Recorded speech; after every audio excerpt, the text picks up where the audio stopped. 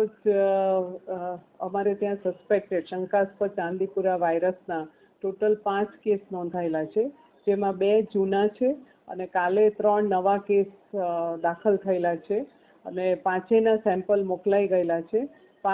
કાલે દાખલ થયેલા 3 દર્દીમાંથી 1 દર્દી છે એનું મૃત્યુ થયું છે. બાકીના જે 3 છે એ ગંભીર હાલતમાં છે અને ચોથું એક પેશન્ટ છે તે અત્યારે રિકવરી ઉપર છે અને ભાનમાં આવી ગયું છે. અને આ રીતે અમે એને સંપૂર્ણ રીતે પૂરી પ્રયત્નો કરી અને એને બચાવવાની કોશિશ કરીએ છીએ. એટલે 5 પેશન્ટના આપણે જે સેમ્પલ છે એ NIV પુણે ખાતે મોકલેલ છે.